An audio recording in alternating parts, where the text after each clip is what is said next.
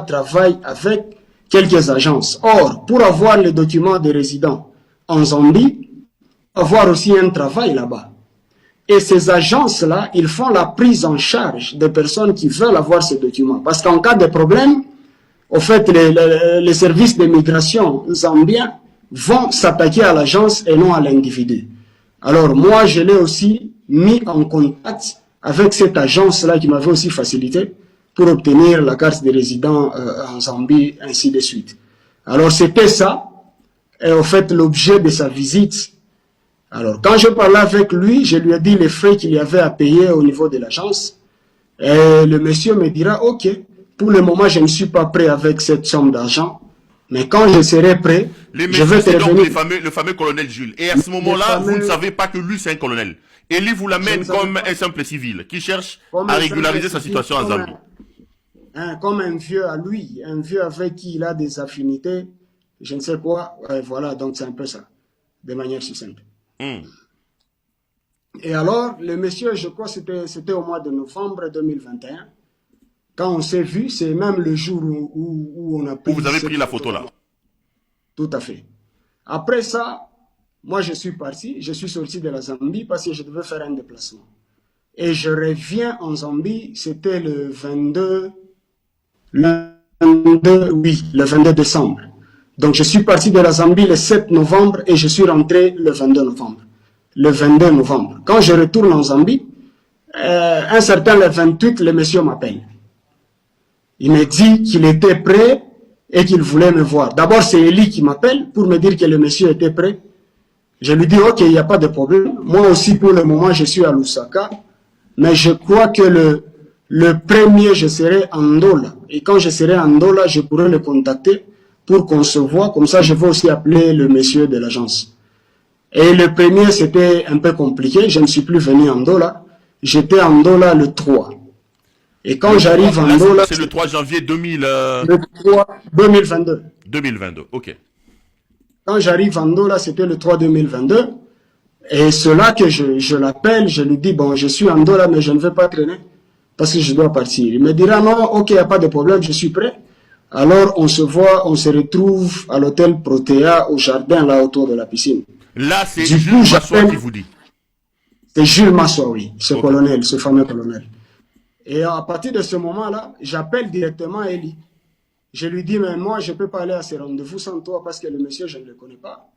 Et c'est toi qui l'as amené auprès de moi. Il dit, non, non, non, non, quand tu as parlé avec lui, j'étais avec lui, je suis en train de l'amener. Moi aussi, je serai là. Je dis, ah, ok, d'accord, alors c'est bon, on se retrouve là-bas.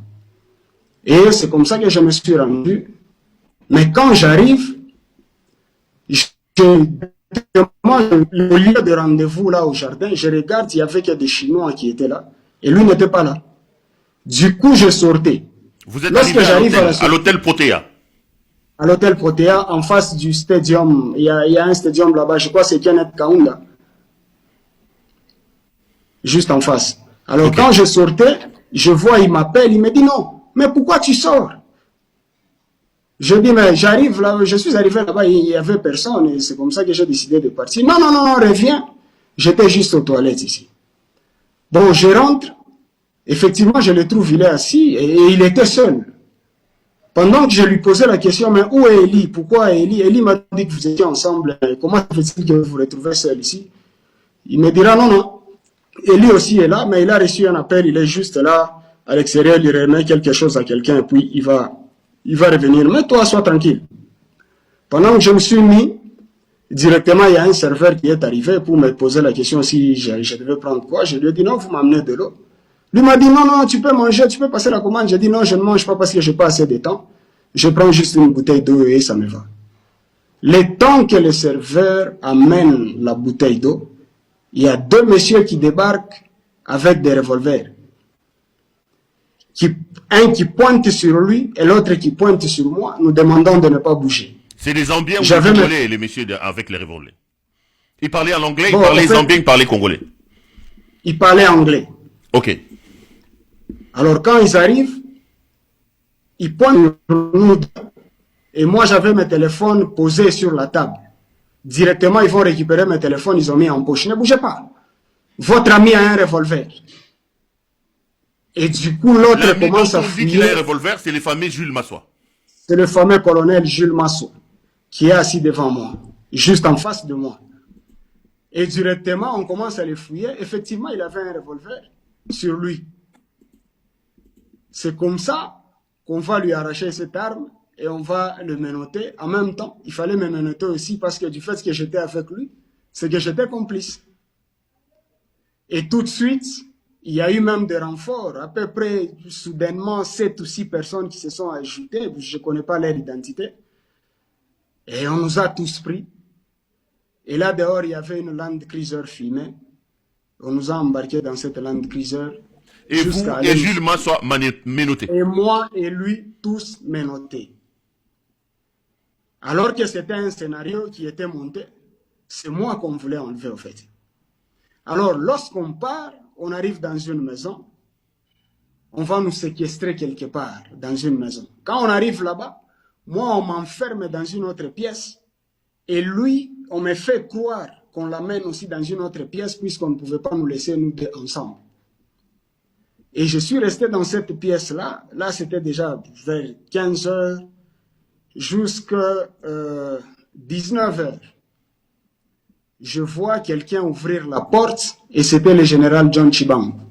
Je me souviens toujours de le fameux John Tshibangou. Le général John Tshibangou. Il était ce jour-là habillé en chemise mauve, pantalon blanche, un petit sac qu'il avait porté sur lui.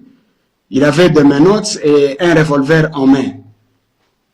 Alors, du coup, lorsqu'il est entré, il m'a juste donné un coup avec cette arme au niveau de mon épaule gauche. Il m'a donné un coup en disant, toi, j'étais en train de te chercher, je viens de t'avoir. Alors quand il m'a donné ce coup, je suis tombé par terre. Il a pris son pied, il a mis son pied, il a posé son pied sur mon dos. Et puis maintenant il me parlait. Je te cherchais, aujourd'hui je t'ai eu. Tu verras ce que je vais te faire si tu ne me dis pas où se trouve le général John Numbi. Là, c'est Andola. Donc, John Tshibangou vient vous enlever Andola. Andola. Là, donc là, vous êtes en Zambie dans une maison séquestrée. C'est John Tshibangou qui débarque sur place. Bien sûr. Parce qu'après, il s'avérerait que Jules Massois était plutôt un bras droit de John Tshibangou. C'était un colonel. Bien sûr. Bon, c'était son homme de main. Parce que là, les images que nous avons ici, c'est clair.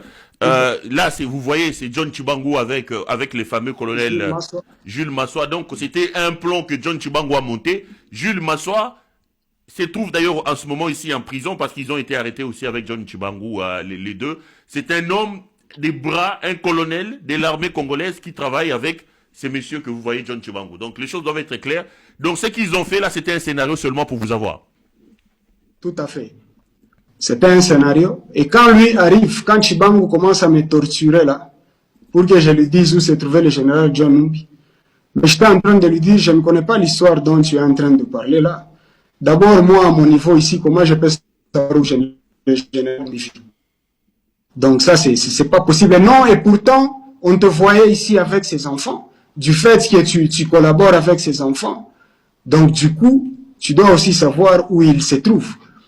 C'est comme ça que je lui ai dit, non, moi je ne connais pas où il se trouve. Il dit, mais non, nous avons déjà arrêté 8 personnes. Ils t'ont tous cité, ils disent que, au fait, c'est toi, la plaque tournante de John Numbi, Kabila, c'est toi la plaque tournante entre le Zimbabwe, la Zambie, la Namibie, ainsi que l'Angola. C'est toi qui fais leur mouvement, et ainsi de suite. Et en ce moment-là, je lui ai dit clairement, j'ai dit, d'ailleurs, je suis ravi du fait que vous ayez déjà 8 personnes avec vous. Il serait mieux de m'affronter avec ces personnes, qu'ils me disent où ils m'ont vu, avec le président Kabila ou avec le général John Numbi. Elle a dit, ok, attends, tu vas voir. Et c'est comme ça que ce jour-là, j'ai été tabassé comme pas possible. Parce que dans cette maison, qui vous torture à ce moment-là? C'est Tshibangou lui-même ou ce sont ses hommes de main? C'est Tshibangou lui-même. Il vous tabasse avec des coups, il amène un fouet, la torture là. Il te tabasse avec, il te donne des coups de pied, tu es à terre. Et face à une arme, tu ne peux rien. Il me donne des coups de pied, il me donne des coups avec son arme.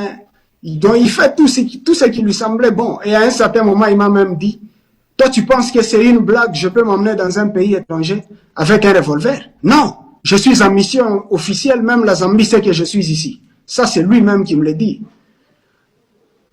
Alors, l'histoire dont vous êtes en train de raconter là, en tout cas, je n'y suis pour rien et je ne connais pas quelque chose. Et c'est comme ça que j'ai vu même un Zambien l'interpeller. Il était en train de lui faire voir que ce qu'il était en train de faire là, ça risquait de créer aussi d'autres problèmes si jamais je mourais. Et c'est comme ça que j'ai eu la vie sauve d'abord pour ce jour. Ils m'ont laissé me noter. Et ils sont partis. J'ai fait 3 jours, 4 jours.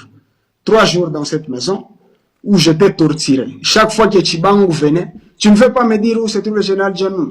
Il commence à me tabasser. On vous enlève en Ndola.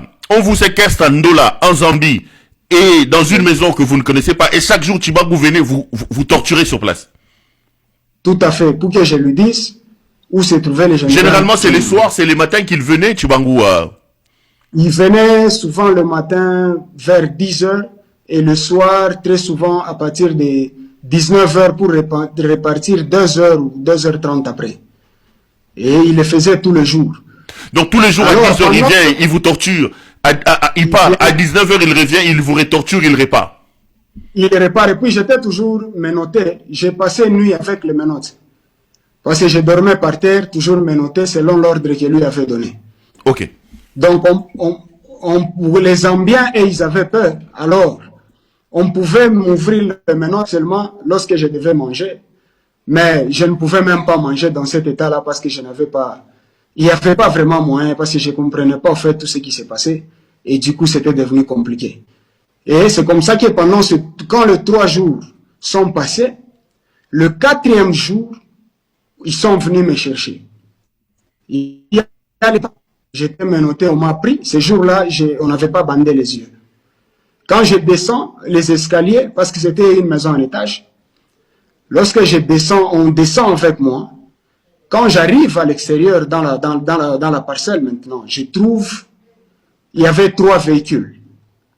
Il y avait une Jeep où était le général John Tshibangou et un certain général Lunda. Il est de la force aérienne. C'est un général zambien de la force aérienne. Ils étaient dans une Jeep. Et c'était une Jeep Mazda. Et la deuxième, c'était une Land Cruiser fermée. Je vois, il y avait des hommes armés avec des costumes. C'est-à-dire, ils étaient en civil, mais ils étaient tous armés. Et je constate là qu'avec eux, ils avaient le général John Omolongo. Le fameux général John Omolongo. Ils étaient avec lui. Parce que je rappelle que John Omolongo, lui aussi, a été enlevé en Zambie et qu'à l'heure où on parle, il est encore en prison à Ndolo, si ma mémoire ne me trahit pas. Tout à fait. Ils étaient avec lui, il était aussi menotté et on s'apprêtait à l'embarquer dans une Jeep, dans la 2e Jeep. Et la 3e Jeep, c'est là où moi j'ai été embarqué. Du coup, on a vu qu'on a pris la route Lusaka. C'est-à-dire, on est parti d'Ndola jusqu'à Lusaka. Mais quand on arrive à Lusaka, là encore, on est séquestré pendant